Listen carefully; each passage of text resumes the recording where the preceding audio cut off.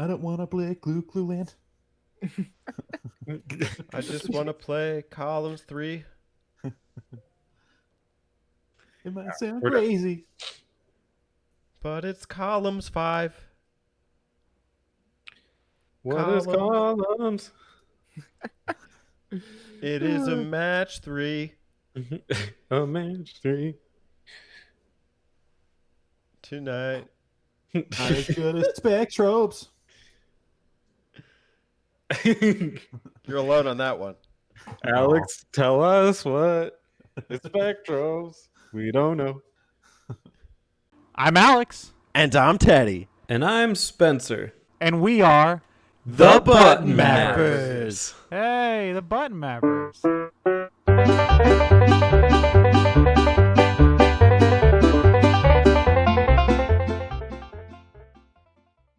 Welcome everybody to the month of horror. It is October. We are... Are you supposed to be a vampire or What the nigga? I am the vampire ghost of Arnold. Oh. And I am here to feast on your memories. Welcome to the worst episode of the Button Mappers ever. Gee, way to set up for that one. The worst, alright. Today we're taking a deep dive into a dark, dark past for each of us. The question for the discourse: what is the worst gaming memory that you have? Ooh. And we have a guest. Who's our guest? Oh, it's me, BioPhoenix here. Hey, Wish BioPhoenix. Yep. I'm here taking part of a horrible month. Because, you know, I play a lot of horrible games, so I guess it's fitting, right? When we first talked about this concept, your name popped up first. So I'm glad that you're here. Oh, that's wonderful. You're gonna be our soundboard. Yeah, you should rate all of our experiences and tell us if how they stack up. Because Okay. I'd be curious. Alright, that'd be fun. Alright, so I'll let you guys go first for whatever you guys want to talk about your memories of which one sucked. So there I was. The year was somewhere around 2005, probably. And I want to put you guys in my shoes, so I'm going to narrate this as though you were me. You are an avid handheld gamer. And you like first-party Nintendo games. Hello? You spot this game and you wanted to play it, but your mom just wouldn't let you. But years later, she does get you a game in the series, and you played one previously, and you loved it to no end. You boot this game up. Everything starts okay. This game implements strategy in never-before-seen ways using the magnificent features of the DS touchscreen. Oh no. Everybody of the team is there. The banter is present, albeit garbled. You get 2 stages into the game and find you're enjoying yourself when all of a sudden you're presented with an insurmountable stage requiring the DS stylus. You've attempted dozens and dozens of times, and the only progress that you've made is scratching up your touchscreen. You give up. You get rid of the game. A decade passes. You've since compiled a collection of video game home consoles as well as a portable collection and quite the video game library to boot. You get into something called the YouTube community and start retro game hunting. So far, the hobby's proved fun and relatively affordable. And scary. That's scary. Ooh. You spy a Nintendo DS game on the store shelves and oh my gosh, it's $5. You're so lucky. You try it out later that night and all seems to be going well. The characters are there, the story is there, and the controls are, let's just say, unique. As you get further into the game, a level comes up that seems oddly familiar. You die. You try it again, putting your best foot forward, and face a similar fate. Death and destruction. What is going on? Something reeks of irksome meddling. Wait, that's right! It all comes trickling back. You played this game 10 years ago, and you erased the memory from your head. That same level that was broken then is just as broken now. The trauma sets in, and you just bring the game to your nearest donation center at the earliest possible convenience and move on with your life. Gentlemen, that game is none other than Star Fox Command, and you are more than happy to be rid of it. And that was the story of the worst gaming memory I've ever had. That is one Star Fox game I still have never played in my life. I like that game. Keep it that way. I'm not familiar with that. Was it on the DS? Yeah, it was a DS one. What was it supposed to be? It's garbage. Like Piece of trash.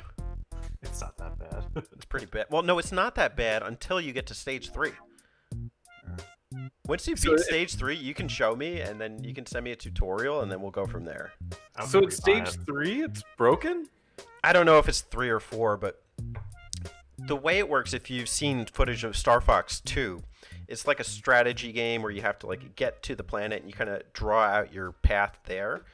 And one of the stages is this asteroid belt, and the asteroid is always kind of homing for your ship. So even as you make your way to the planet, it's unavoidable. And in order to get to the end asteroid, you have to navigate your R-Wing to the end asteroid through these sharpening square boxes that get smaller and smaller, and the R-Wing goes faster and faster, and you have to use the stylus to control it. And I've tried it so many times, and I can't do it. I don't get how people can beat that level. Sounds like the turbo tunnel from Battletoads. I don't know, Alex, can you confirm? I need to replay this. It's been so long since I've played it. I don't remember what you're talking about. Don't make me replay it. I really don't want No, to. I need to replay it. I need to see if I can see what you're talking about, because I remember having a lot of fun with that game. I had fun until that part. I wish I could have enjoyed it more. I think that's the most horrible thing. Is that this is one of the few games like I just cannot beat. I can't do it. Yeah, and it belongs to a good game series too. I know. And it's a series I care about and that I like, you know? So that's why it's like really especially horrible for me, is like I want to like it, I want to enjoy it, and it just won't let me.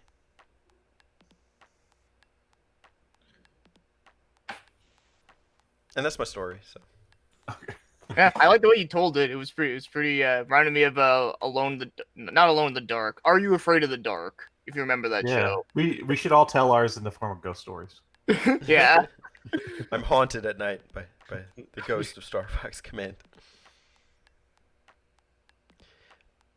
Star Fox has like a weird fate, you know, like I don't know, he's like fated for not going back to form, to his like original, like I think the first 3 games were really like stand out, and then I'm just not excited about the other ones really. It's definitely an interesting selection of titles. All right. Yeah. Who's next? Thanks for entertaining me, guys. My condolences. I'm still recovering. Okay, time to empathize with whoever's next. Yeah, who's next? Teddy, pick somebody. Oh. Are you ready, Spence? You want Alex to go first? I don't know if I have anything as long-standingly traumatic as yours. Maybe I shouldn't have gone first. I got one that's like super depressing, but I don't even think it's really appropriate for this podcast. So I'm trying to, none of them are that big. Like they're usually just like a really like wah, wah, kind of like letdown situation. Well, I mean, I think that still counts. All right, all right. I'll just throw a couple out there as the podcast goes on. But I had, and then I'll do my like gaming nightmare one. But there was a game that I was really into the Ninja Turtles as a kid, like because I'm a little older than I think you guys are. But the Ninja Turtles used to be a really big deal. And there was this game on the NES, the Turtles game, the arcade one, that everyone really liked. And I never had an NES, so I played it at like my cousin's house, that's a story in of itself because we went to see our cousins and I knew they had that game, and they live in Chicago and I'm from Arizona, so we flew out there and we did it. It was the first time I'd seen them in like 6 years, and I said, "Hey, how's it going?" And then went down to their basement and started playing Ninja Turtles. So I'm sure my dad was absolutely thrilled about me, but.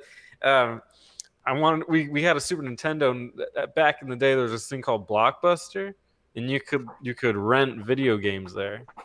And we went there and we didn't know anything, like I wasn't a nerd at the time. I didn't know anything about games. And so we found the first Ninja Turtles game that we could see. I'm a twin. I have a twin brother. So we're always looking for two-player games. And we grabbed it and we're like, "Oh, it's Ninja Turtles. It's probably just like the NES game that we played."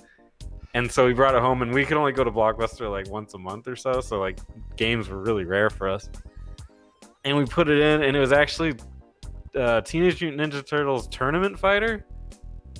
It was like some fighting game, and we both like hated fighting games, and we got really mad. My brother cried, and so he ignored me for the rest of like the 3-day period that we had the game, and I just tried to beat it and failed miserably.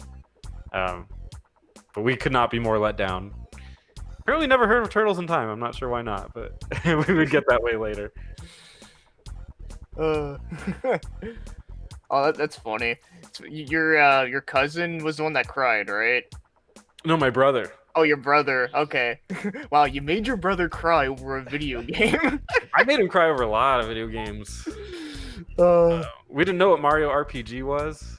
We just thought it was another Mario game, so I got it, and I told my brother that he could play it as soon as I died. But in that game, it takes like forever. Like, I mean, it's an RPG. So I just never died, and he started crying the night that I got it. Oh, that's funny. I tortured that poor guy. He probably has worse nightmares than I do. Probably caused by me. Wow, Spencer the Bully.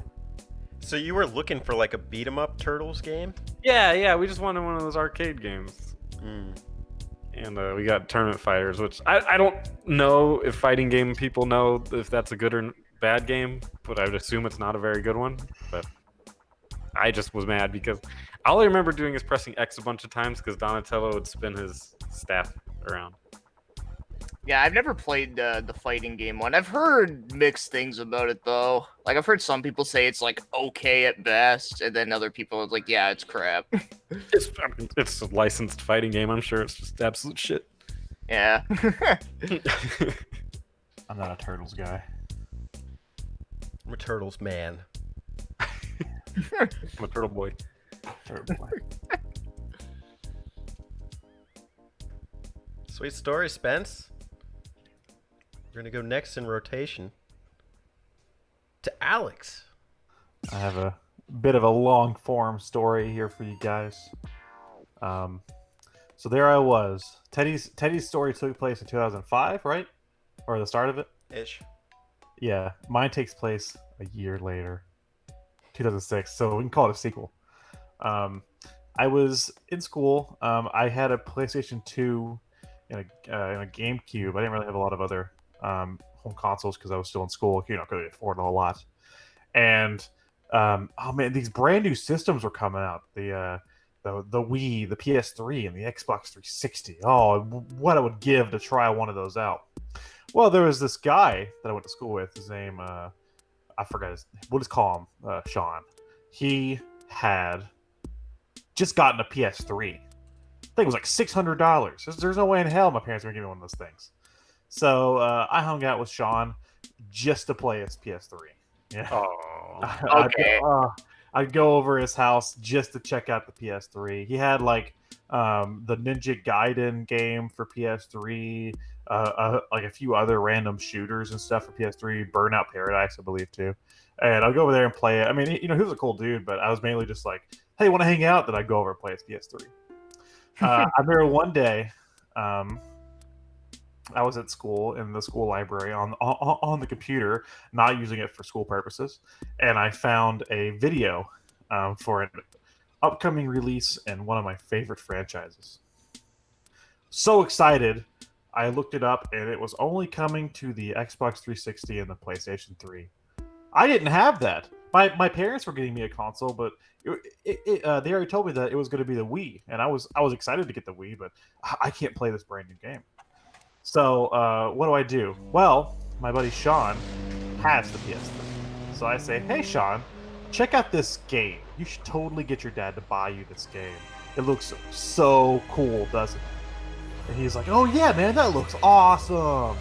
So he goes home. He tells his dad. His dad agrees. His dad buys him this game. He comes to school the next day, telling me how awesome this game is. How this game's amazing. You gotta try this game, man. I'm so excited. Oh man, I can't wait to try this out. It's gonna be the best game ever. So I run over to Sean's house after school. You know, I go in, I say hey to his dad. We sit down to play some PS3. He pops in the game, hands me the controller, and that's when I press start on the start screen of Sonic 06. I knew it. Oh. Sonic was slow, everything was buggy, the story was confusing, nothing made sense. I walked away from that experience kind of traumatized almost. I mean, here I was, a longtime Sonic fan. This game looked like it was going to be like the apex of the Sonic franchise. The cutscenes I saw online looked beautiful, and they are beautiful. But the game was terrible.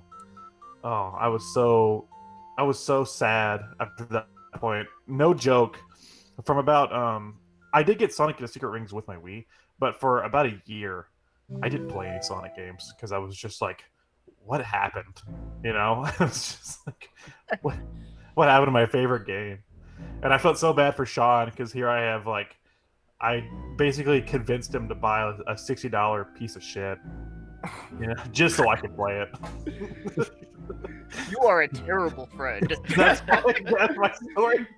Oh, You basically used him with like friends with benefits. basically, we didn't hang out much beyond that year, honestly. I don't blame him for doing that. The real That's question my is, story. what was going on in Sean's head that he told you this game is amazing? He was one of those, and he was one of those people that would like he wasn't really that good at making friends. So he was just like, he thought that I thought it was awesome. So he was like, "Oh yeah, dude, it's amazing." You know, he's kind of hopping onto the, you know, I was like, "Yeah," and then, you know, it wasn't. But I remember being so like put off by that game. Even when I got a 360 and stuff and the PS3 later on, I never bought it. I only owned the game actually because one of my friends from school, Paul, gave me his copy. He was like, "You're a big Sonic fan. Do you have Sonic 06?" And I was like, "Nope." He was like, "Here you go." So, Paul, if you're listening, I still have your copy of Sonic 06. It makes sense. You got your friend Sean and your friend Paul. So Sean, Paul got you the Sonic 06.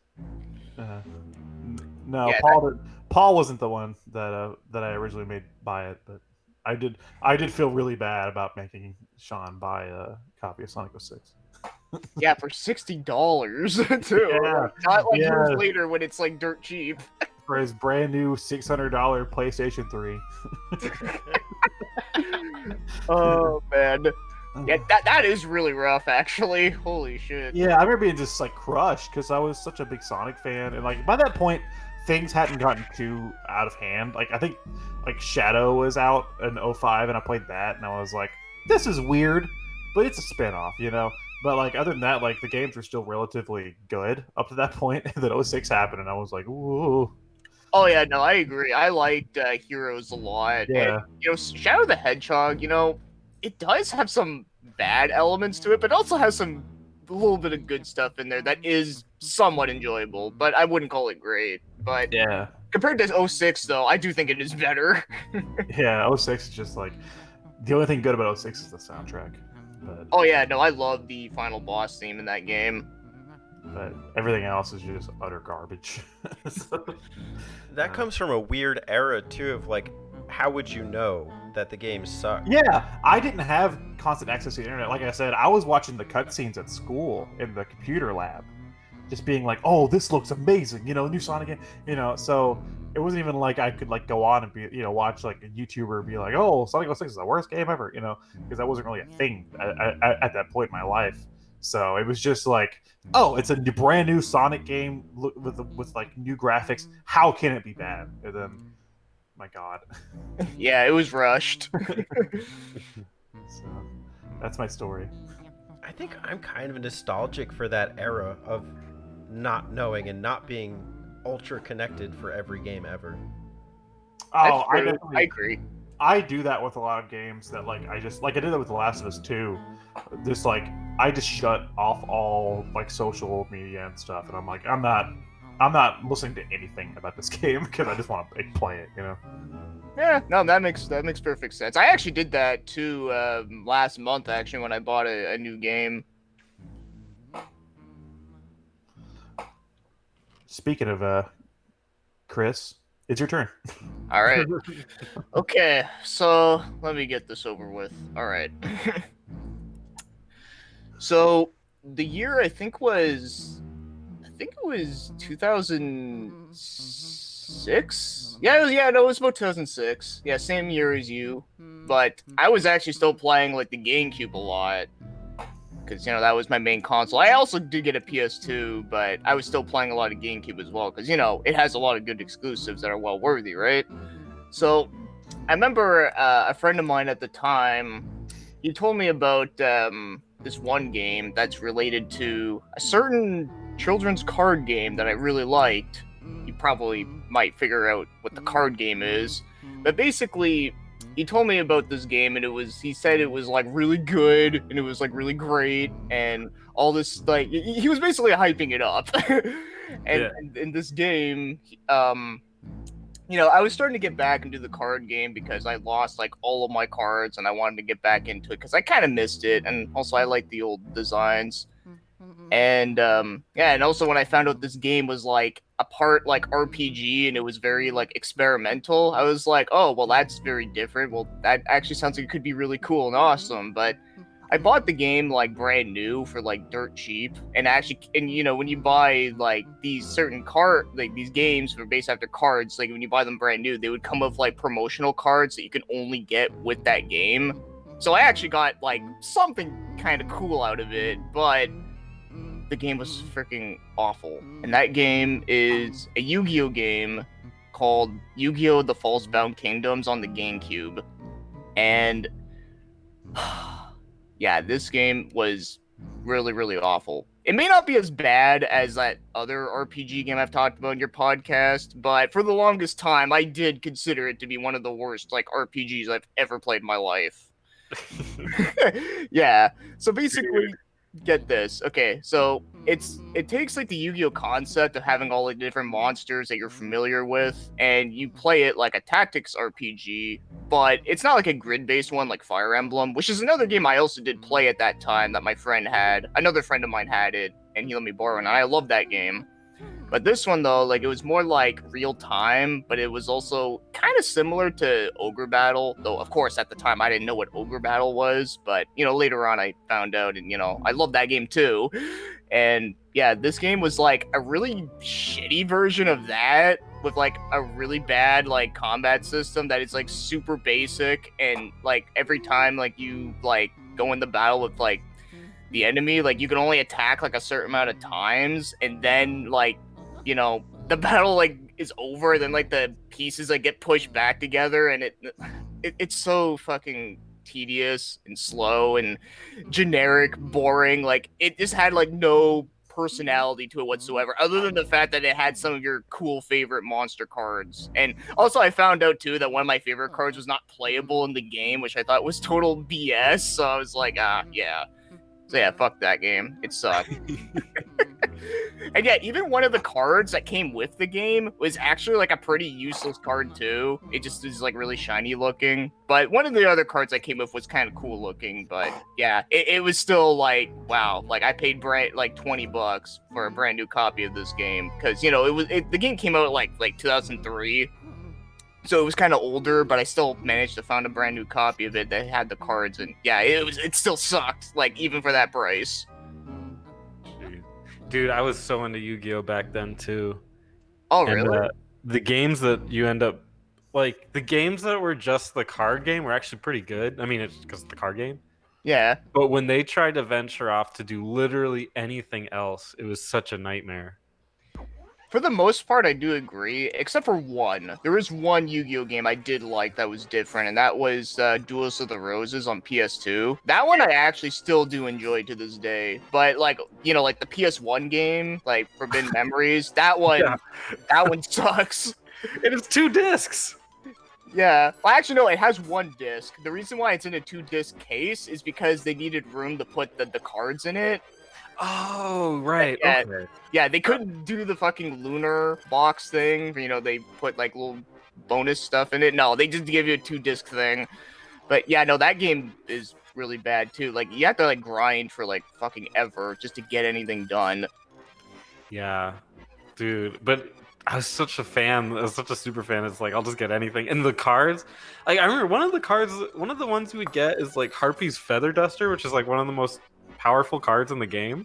Yeah, And they just tied it to a video game. Like what the hell? I know. Like they want you to buy the game to get the cards. That's how they suck you into it. Yeah. Yeah, I remember the one that came with Fallsbound Kingdoms was that Goblin Fan, which is the useless card. And then the kind of cool card I liked was Zoa and Metal Zoa. Unfortunately, Metal Zoa, you had to get Metal Morph, which, you know, that was also hard to get too. So it came with another card that was kind of useless unless you had the other shit. Yeah.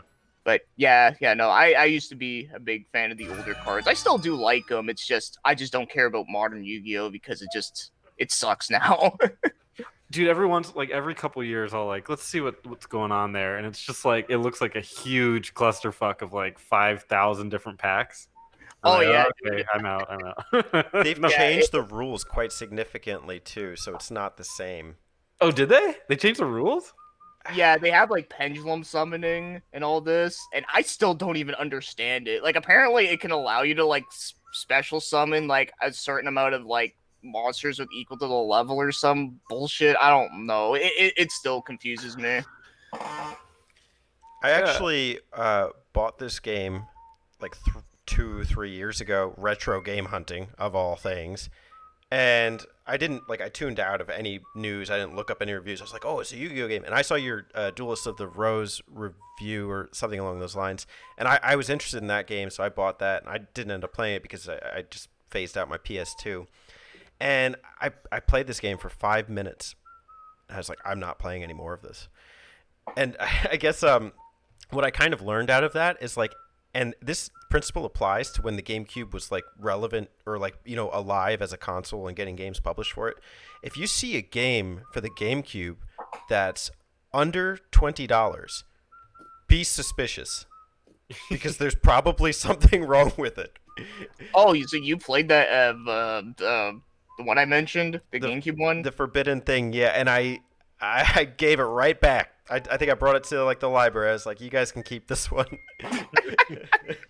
Oh, that's hilarious. But I'm sorry they had to put up with that. Oh, no, yeah, that it's game's really fine. rough. Should have bought Spectrobes. You know what? I might actually try Spectrums just so I can get rid of the taste of Yu-Gi-Oh! And fucking Eternal Quest. There you Yeah, have that's it. my story. That's a good story. A lot of good stories here. At this time, viewers, feel free to let us know any horrible gaming memories that you have. We're going to kind of just open it up to talk about horrible games in general now, too. Have you guys ever played Counter Force for the Wii? Yes. No, that sounds really generic. It's so bad. I did a lot of sound tech and light tech during high school for like plays and stuff. And here in Kentucky, me and my friend actually got contracted by the Bluegrass Theater Guild to do a play down at our local theater. So we did, and we were both 16, so we were too young for them to actually pay us anything for it. So they gave us gift cards, And I remember taking my gift card to GameStop, and I bought Mario Galaxy, Star Fox Adventures, and I had like $5 left, so I bought Counter Force for the week. And I took it home and I popped it in. It was just an utter piece of shit. It starts up and it's like the like little start menu goes like Counter Force, the power is you. And then you start it up, and it's like a really bad Star Fox style game with terrible controls, like 3 levels. It lasts like 20 minutes, and I just remember laughing so hard because these like little power ups. It's like a boost power up, and when you get it, it goes Booster. I just remember dying at that part. So, but I never played it beyond that point. But Counter Force, the power is you, has stuck with me throughout the years, just because of like how bizarre of a experience it was when I played it. You just unlocked some like hidden realm of my memory when I went out and collected Wii games from GameStop, and that game was like in the 99-cent section. Yeah. And I picked it up for 2 minutes, and that's another one where it's like, the second you pick it up, you're not getting any further. Yeah, I was just like, wow, this is bad. It's bad. It's really bad. I remember being like, Jesus Christ, because I like it like the other games I got were like Mario Galaxy, which is a fucking masterpiece, and then like Star Fox Adventures, which was like at least a game, you know? Like fucking Counter Force was nothing. I was like, why did I buy this? Counterforce sounds like when I used to watch like pickups videos, and the guy would have like a stack of 20 games, and he'd just pretend that he'd played them. Oh and yeah. Oh yeah. Counter Force, a really underrated shooter on the Wii. Yeah, he just picks them up and he kind of looks at it. He's like, "This is a Counter Force. I got this one for 95 cents. Really good shooter. Like, if you're really looking for like a good like shooter game on the Wii, you should probably try this one out." It looks worse than an N64 game. Oh, God. Yeah, hold on. You guys need to see this. So, It's an accomplishment. yeah, it's crazy. Hold on, let me see if I can find anything Counter Force related on YouTube. Yeah. You guys can continue on. I can tell you my darkest moment Dark Do you gaming. want to? would have to be. So I've been addicted to League of Legends for a long time, but I've been pretty like whatever about it for the last like 5 years or so. But in 2010, I think that's the year. I know the point where I realized I was way too addicted was I went to a friend's house who also played League of Legends. But he was having like a UFC viewing party, like there was some UFC thing, and I don't watch sports or UFC or anything, so I'm like, whatever. He's chill if I just play League of Legends on your computer, and he's like, yeah, go for it. So while they were all watching people fight each other, I was playing League of Legends, and if you know anything about League of Legends, the community's pretty famous for being really rude and mean and horrible to each other. And and this was back when it was kind of first starting, so it didn't have all these functions to like get people out or censorship or like muting people or whatever. So I'm playing this game with these people that are technically on my friends list, but you use that very tenuously in League of Legends. And we were playing this game, and the UFC match was over, and everyone was kind of shuffling out. And I had people that I came with, so they're like waiting for me to be done. And I'm still like halfway through this game, and the games take like 45 minutes to complete. And we're losing like really bad. And the people, my friends, are not very good either. And so I'm saying like, hey guys, can we just quit? Like, I know you guys are trying to win, but I gotta go, and we're not gonna win this. So can we just quit? And the guy goes, no, I'm trying to teach my son not to quit at things, even when things get rough. And so he's playing with his son. And in most people, you would think that would be like, oh, okay, I should be really supportive and like just try to play it out. But I was so deep in my like League of Legends addiction and like obsession and anger at other players that I started cussing out his son and told him that like I was his real dad. And then like did all these like horribly unspeakable things, like you should have been aborted. I was trying to get you aborted and everything, and like unspeakable. Yeah, I can't even repeat like half the shit that I said in that chat. But they of course like unfriended me after that. And that, as I was leaving, I was like, oh my god, like what did I just do? Like I should probably stop playing for a little bit. That's pretty bad. Oh yeah. There was definitely a phase of that being acceptable speech in online gaming. I remember when I used to I had an Xbox 360 and Xbox Live, and it was all the rage. Like everyone used to play like the Halo and the Call of Duties online. The trash talking was like no other. So I mean, like it's natural that was okay. And I think even with like online PC communities, I don't really know. Like I didn't get big into like the Counter Strike or those games that other people would play online, but I saw like people talking like that, and it's not something that was like reprimanded. Mm-mm. So I still don't like talking online during online games. By the way, I sent you guys a video of Counter Force. Yeah, Enjoy, I'll look into it after. enjoy watching that. Anyway, so yeah, I still don't like talking to people whenever I'm playing online. I usually mute my mic, but there was an instance recently where I got the PlayStation VR aim controller bundle, and it came which is like the gun controller, and it came with whatever the fuck that game is called. I don't remember the name of the game. What the hell is it called? It's the shooting game. See, it's the online shooter for the VR. I don't know what it's called. It's like something 0 hour. Anyway, it's an online like 4v4 like military shooter, and I was like, okay, I'll give this a try. I don't mind online shooters. So I got on. I forgot that there was a mic connected to my VR headset. So I'm like sitting there, and I'm just like, kind of like jabbering to myself. I'm like, okay, what does this do? Oh, that's neat. Let's go in the menu, and then like these other guys popped up in my lobby, and this one guy was like, "So you guys come here often?" And I was just like, and I turned off the game. I was like, I do not like talking to people online that like I don't know. So I was just like, you know what? I'm fine. I'm gonna play something else. That's funny. Yeah, no, I'm the same way. Like, whenever I play, like, online, because believe it or not, people, even though I play a lot of weird Japanese games, I also used to play Call of Duty back then.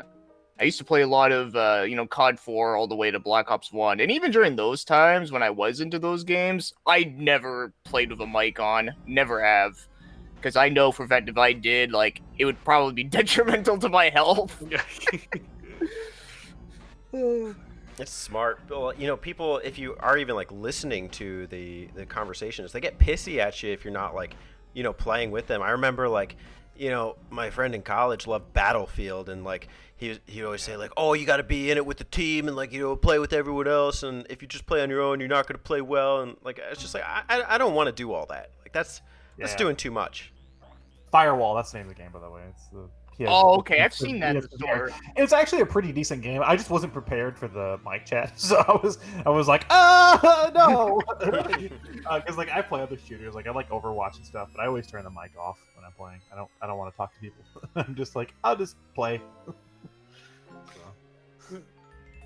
Really weird story. I was playing D&D. I always do it on Wednesdays, and sometimes I dip into League of Legends just to play like stupid games while they're because I'm half paying attention, and I didn't realize that the voice chat like auto turned on in League of Legends.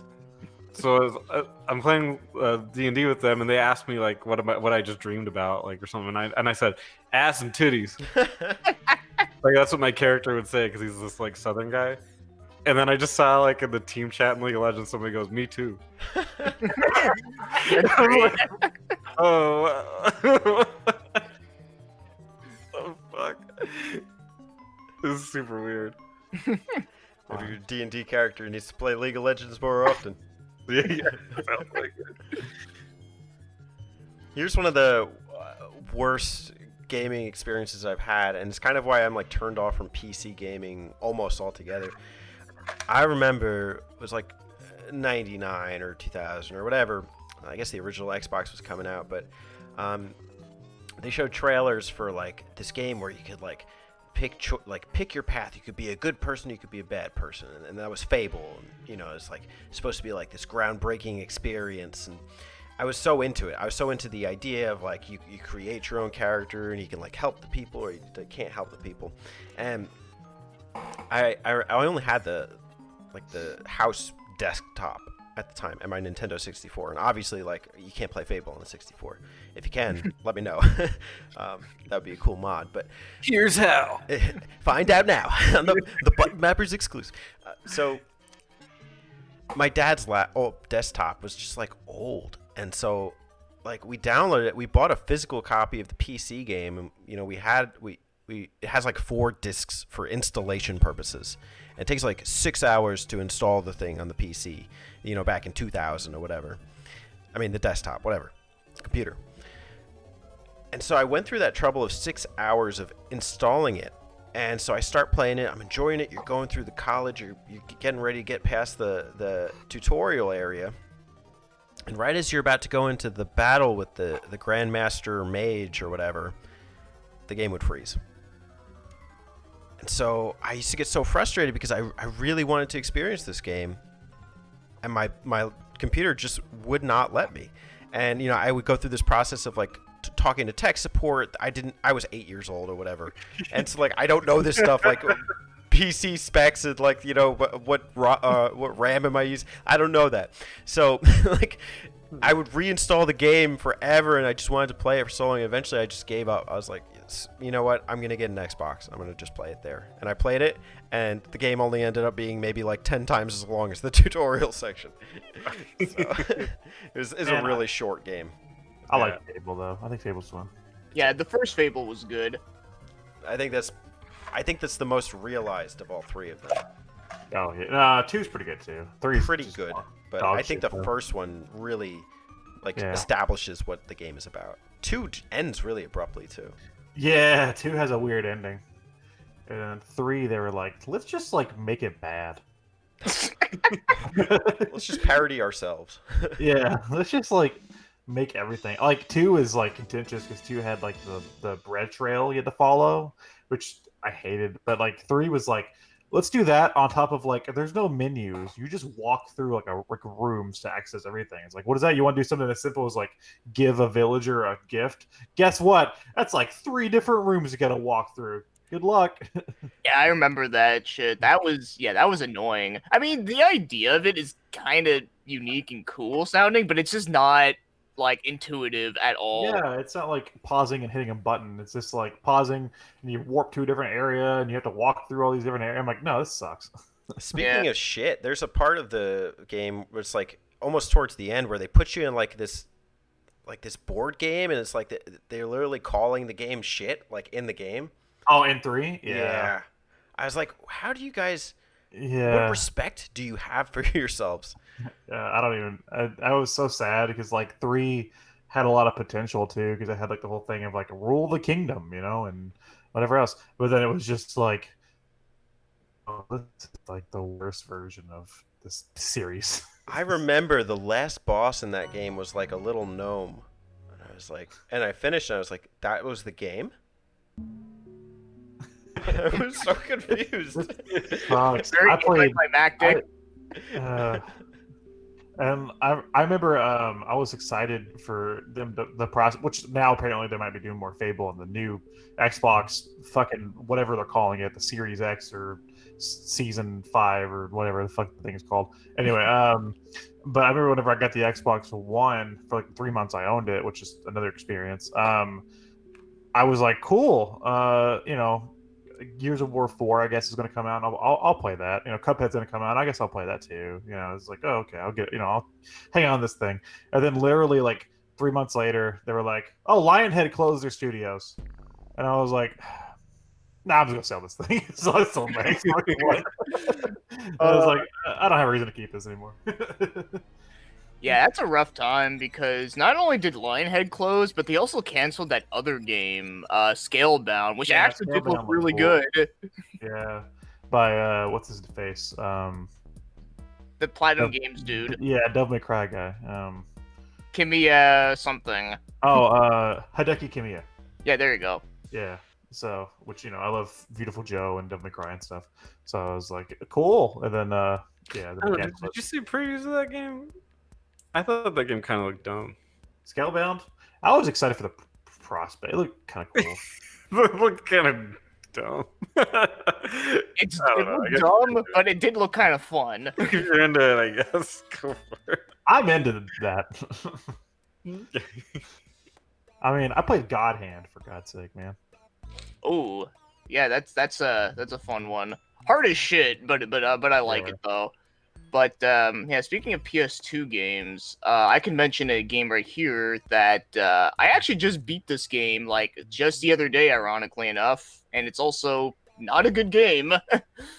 So me and a friend of mine, we were talking about a week ago, and we're joking around playing like some like games that we like are very critical on, but we've never like actually finished. And we were joking around with that, and I was like, you know what? Maybe for like sometime like soon, I should like play through this like one game, and because I only played a bit of it like once, and it was like, yeah, this is not great, but but I was actually kind of interested in it at the same time. I was weirdly once I say the game, you'll know why I would be weirdly interested in it. But so yeah, we played it the other day where I played it on my computer while he watched me through Discord's screen share feature, which I think is actually pretty awesome that it has that. So he can like watch me play the game, and then we can like talk shit about it and all this like making fun of it and all that.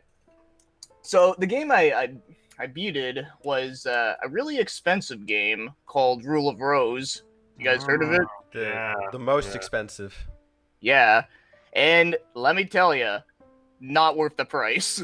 Not even worth paying like full 60 like back when it came out. It is Wow. not a good game like Yeah. at all.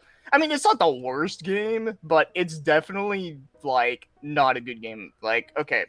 So the idea of the game is, it's really unique and very fucking weird. And I mean like really fucking weird. So weird that like if I try explaining it all, like you guys are gonna be like, what? They made a game out of this? Like, really? So I was really like fascinated with that just to see exactly like how it would like all play out. And my god, man, this game has like probably like some really horrible like hit detection, not only when it comes to like the combat, but also like even just trying to like pick up like items off the ground is like a hassle. Like there were like many times in the game where I'd see like an item flashing and I would like spam like the X button trying to pick it up and it doesn't do anything. Oh, and oh man, and like I said, like the concept was kind of weirdly interesting. The music is great, but yeah, that gameplay, like it ruined it for me. But I still managed to beat the game somehow. And there was also a boss in it that was like super terribly designed. Like it is probably like one of the worst like bosses I ever fought like in a video game. It is so tedious, so long, so not fun.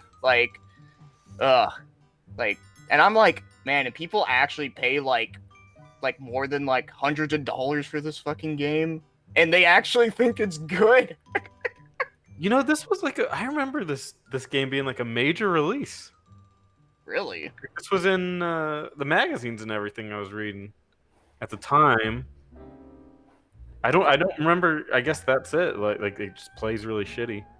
But like, Well, from what I remember back then, it was actually like it almost didn't come out over here because it has some controversial material in it, and actually did get banned in certain places in Europe. So like it's actually even more rare over there than it is over here. So I would imagine that probably did get some coverage, but I think after that, like people kind of was like swept under the rug and forgot about it. And then out of nowhere, people were like, "Oh, it's a rare game, so it has to be good." hidden gem, right? Yeah, a hidden gem, when yet it's actually just a hidden rough turd. Fucking turd. Do you guys remember Resident Evil 6? Yes. When that game was coming out, I was so excited. I've always been a huge Resident Evil fan, ever since I played the games, and I was so excited for this title. And I bought the I forgot what it was called. It was the collector's edition one for the Xbox 360, and it was the version that came with like Resident Evil 5 Gold, Resident Evil 4 HD, Resident Evil Code Veronica HD, and it was one of the movies. I think it was Degeneration or one of those movies. and I was so excited. I was like, "Oh, cool! It comes with all this stuff, and it's a brand new Resident Evil game. Oh yeah!" So I bought the collector's edition for Xbox 360, and I got home that day it came out, and I popped it in, and I was just like, that was one of the most like heartbreaking experiences of my life. Is just playing. Because like I already thought 5 was like a little too goofy, but like I thought 5's good though. So then I pop in 6, and then it was just like the opening scene. I was like, okay, cool. I'm gonna pick Leon because Leon's story is probably like the most horror based story. And then like when the first scene, Leon fucking crashes a helicopter through a building and like rolls down the building and stuff like that. It's just like everything's on fire, and I'm like, what is happening? This is not a Resident Evil game. It's like there's quick time events. I have to like kick the zombie helicopter pilots off the plane. I'm like, what is going? Like Leon's running away from like cars that are like exploding in the streets of like Beijing or something. It's like, there's like cars like blowing up behind him and like everything. And I'm like, this is not what I asked for at all. I think after Resident Evil 4, they're just like, oh, they like action. So Yeah. it's an action game. And I've gone back and played the PS4 version of 6 and like actually like played through it all. And I could say like it's a fun time because like it's kind of like a dumb actiony game. But like the first time I played it, I wanted a Resident Evil game. And it's at the time, this was not what I needed. Now it's easy to go back to it because like, they've returned to horror, and the newer titles, so it's easy to go back and be like, oh, look at the goofy game. But back then it was just like, fuck this, man. Oh yeah, no, I remember a lot of people were really pissed about that. Like, I didn't buy that game day one because I don't know. I just had a feeling Capcom was gonna mess it up somehow because that was during the time when they were just messing up just about everything. Yeah. So yeah, I didn't buy it though. But yeah, I played the demo and it was okay. It wasn't bad, but it didn't feel like a Resident Evil game. Yeah, I played 4 when it came out, and I was young enough to be like, even kind of like, the fear factor had hit me well enough. When I started playing 5 with friends, I was just like, what? Like, we would play like the first stage in co-op, and that aspect was cool, but the context was weird, and like I just didn't get it. So like 6 went over my head. And just knowing the reputation of it now, I'm good. Like I will survive by not playing it. That's 6 fine. has a snowmobile chase scene. It's really bad. So does James Bond in the GameCube. Yeah, it's 6 also has one of my favorite dumb plot elements is so in Chris's story, he is teamed up with this guy named Pierce, who's like a newcomer to the series. And he's your co-op partner too. And you go through the Chris's story. Well, at the end, they go to this like underwater lab, and Pierce gets like infected by like this virus, which could work on paper. This could be a cool story. And Pierce is like, "Go on, Chris. I'll help you fight off the hordes. You can escape and stuff." The problem is that Pierce not only got infected, but he got a fucking laser arm. He had a goddamn laser arm. What? I couldn't take any of this shit seriously. I was like, what? I did not know that. Yeah. So then, like, Chris escapes. He's like, Pierce, no! And he's like banging on like the escape pod as he goes away from like the underwater base, and that thing blows up with Pierce in there. But I'm like, it would have been more emotional if Pierce didn't have a fucking laser arm. It was so bad. Recently, I did. This game is not necessarily bad. It's just bad for me, for reasons I'll lay out there. But I played. It would have been in March. Whenever like the week that they announced that everyone. Yes. That's when I played this game. And we went on a vacation to California, me and my girlfriend. We were gonna go to Six Flags. What was it, Spencer? You cut out. Oh, sorry. The week that The week that they announced everyone needs to stay inside because the coronavirus will kill you. Okay. Okay. And so we went to this hotel because we were gonna go to Six Flags, and then it was sort of shut down one day. And then we did end up going, and there was no crowd because everyone was scared of the coronavirus. and so it was freaking awesome. But there were like 2 or 3 days where we were kind of stuck in the hotel and like everything was kind of half open, half closed. And I was like, okay, I'm gonna beat Final Fantasy VIII because it's a game that I've never. It's always been like on the outside of me playing it. I really like 9 and I'm cool with 7. I'm like, I never really jived with 8, but now like I have some time, and I just cannot like that game.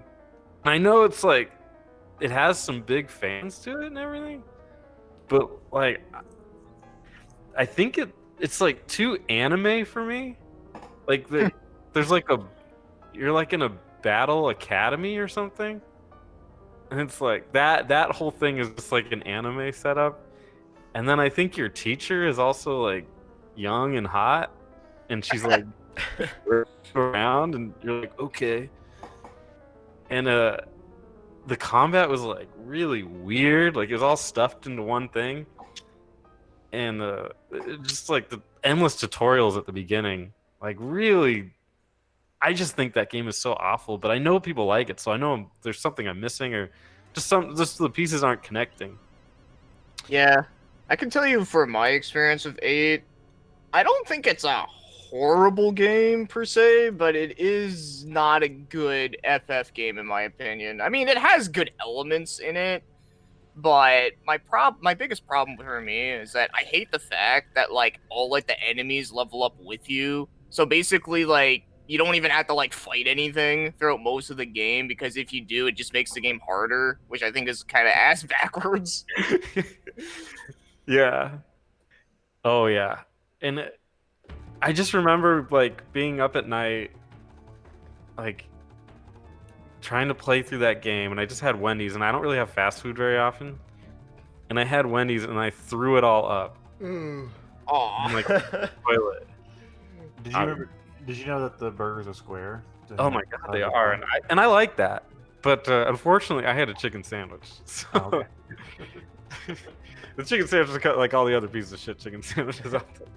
So I just threw it up, and I'm just sitting there like I could be playing this, or I told myself before I left I could either play that or Breath of Fire and just try to beat one of them. I was like, I'm just gonna go fucking play Breath of Fire. And you don't like that one either. I don't like that one either. I liked it more than Final Fantasy VIII. So I'm sorry if you like Final Fantasy VIII. I just cannot like that game. I'll try again sometime.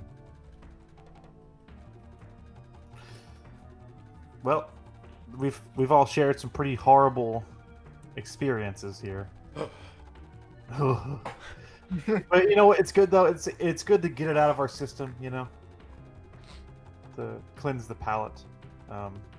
Because I could tell you for every fucking terrible experience I've had, I've also had one that equally is great. You know. So. Oh yeah, I think we've all had some really, really great ones too, for sure. And for every Clue land, There's there's at least 1 columns. Or 3. I don't know. There's a lot in the series. It's a big series, from what I hear. Yeah, like, who asked for columns 10? Super columns. Super columns hyper edition. Column 64, the real hidden gem. For the Nintendo 64. The Nintendo 64, which has some bad games on it. You guys ever played Buck Bumble?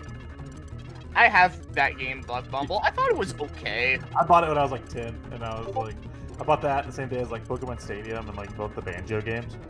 And Oh, okay, yeah. Those, yeah. Yeah, I remember popping it in and being like, it starts up and it's like a bump to the boom to the bump to the bass, bump to the book to the bumble, and I was like, oh, heck yeah, because I was kind of, no, like fuck it, like yeah. So I started up and I was just like, this is it. I was hoping, because I've seen the footage, I was hoping it would be like an extended, the B transformation from Banjo-Tooie in its own game. Well, what's kind of sad is that it's by Argonaut, who did the original Star Fox games on Super Nintendo and Croc. So so I mean, of course, back then I didn't know who the fuck they were, but like ideally, you should think like maybe it should be a little more like a Star Fox style game or something. And it's like it's okay, it's just nothing exciting, you know.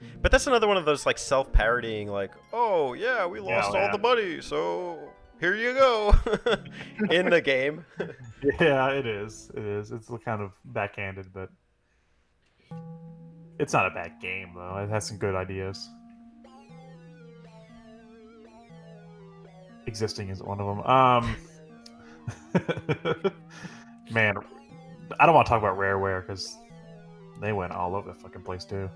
To be fair, Rareware actually did make bad games before the, SNES and N64. Hey, don't you talk shit about Snake Rattle and Roll. No, that's a good one. That's actually one of their better NES. That one, yeah, I like that one, and I like Cobra Triangle. Oh, Cobra Triangle's good. No, I'm talking about like the ones that were made by, published by LJN. Oh, like they did like Taboo and stuff. Yeah. Oh yeah, I know. They did do Taboo, though that's not Yeah. an LJN game, but that is a bad Rareware game. Yeah. But then they also did. They actually did Roger Rabbit on NES. Did they do Roger Rabbit? Yeah, they did. Oh my god, I didn't know that. Yeah, no, that's a really fucking bad game. And also another fun fact about LGN is that the company Atlas also made games for them too. What? Oh, I'm not surprised. Yeah, they made what was it? Friday the 13th. That was not a good one. I mean, I like the concept of it, but it just doesn't work well. Is that a Persona game? It's a first- It's by Atlas, so it must have something to do with that's Persona. high-end Persona or Shin Megami Tensei, right? Yeah, but yeah, no, they also did do Jaws, but I actually kind of ironically like Jaws, though. I mean, it's nothing special, but I think it's a lot better than, the other LGN games for the most part. The only Jaws I've ever played is that PS2 one, which was Oh, fucking Jaws awesome. Unleashed. Yeah, that game was awesome. That one is good. I just think the controls could be a little better, but the concept of it is awesome, though. Yeah. Do you know They what? actually made a recent game on PS4 called Maneater. Did you play that? I saw it. Yeah, it's very similar to the Jaws PS2 game. Cool. Yeah. I don't know if it's any good, but I've heard some people say it was pretty interesting. Yeah, the people who are into that kind of game say they like it. So Shark Simulator. it was Shark Week not too long ago. Echo the Dolphin. I hate Echo the Dolphin. I'm not a fan of it either, but for some weird reason, I like the aesthetic that game has. Like, it's very, I love the music. Like, it's very relaxing and kind of creepy. I think it's terrifying. It's like all nice and stuff. You're like, oh, I'm a dolphin and stuff. Then like the weird tornado is like, it's like fucking up. And I'm like, no. It's kind of traumatic. Spencer, do you want to say anything about Sega? No, stop. Cut it out. I don't have many Sega memories, so luckily you guys are pretty spared when it comes to bad times with Sega. Even So, though ironically, the worst Sega moment I think I have is watching somebody play Sonic Adventure on the GameCube and just being like, why is this so highly regarded? But that's about it. as much as I don't like Sonic 06, I will say that I think it's a better game than Sonic Shuffle on the Dreamcast. Oh, Sonic Shuffle. Fuck Sonic Shuffle. How did that go wrong? It's made by the Mario Party guys. It was Hudson, and they fucked it up somehow. They just drove into the ground. Oh. Oh man, you know what's a really terrible Sega game is it's a Sword of Sodan on Sega Genesis. Did you ever play that? No. It's actually from EA, and this was back when EA was Oh. actually decent, Yeah. And yeah, that's a really fucking terrible game. It's like a side-scrolling beat 'em up, but with swords. So it's kind of like Golden Axe, but if it was worse in every way. You guys ever play 3D balls? V3 balls. No, 3D balls or balls 3D, whatever the fuck it's called. Oh, fuck. Oh, that. Okay. Yeah, no, I Balls played 3D. that. That was pretty bad too. It's like a kick in the balls. Tell you what. Dude, I'm looking at Sword of Sodan right now. This looks so bad.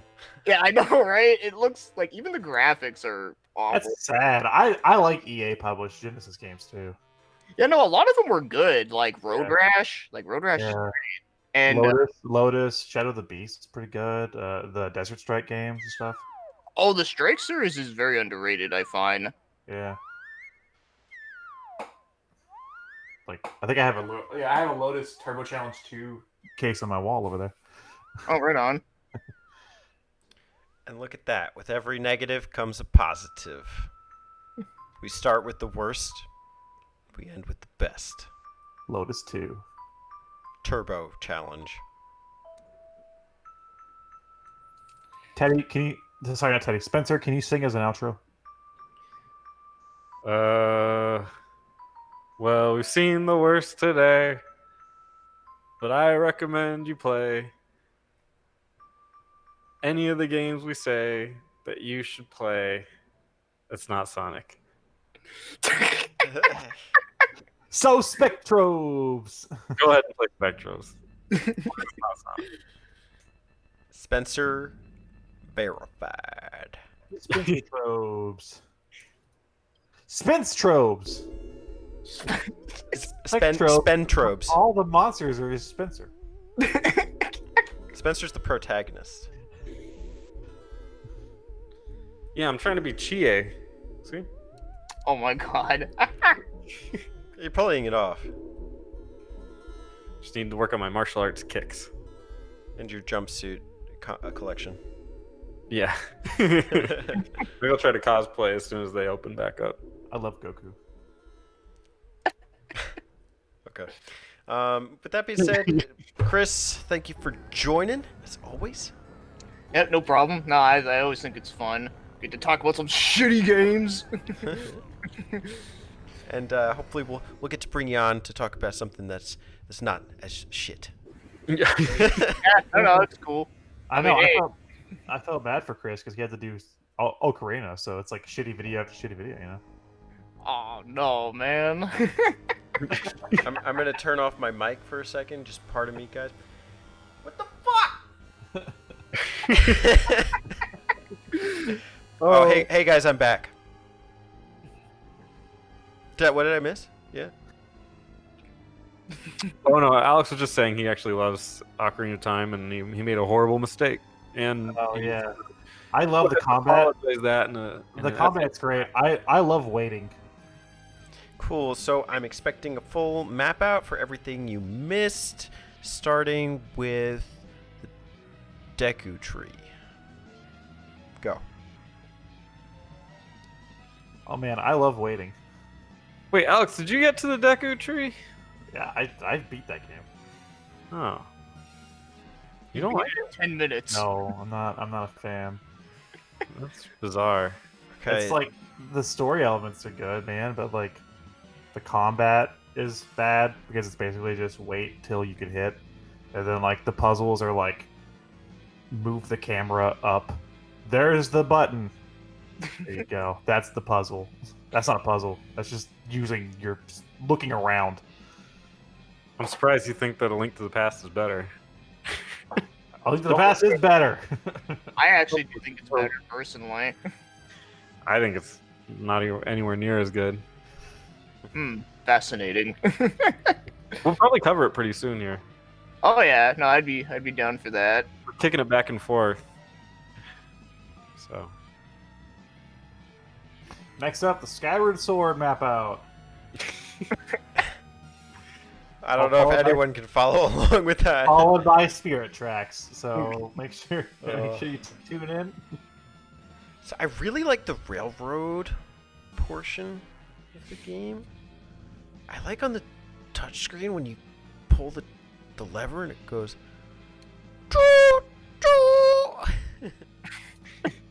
Shit, I just played Star Fox Command instead. Damn it.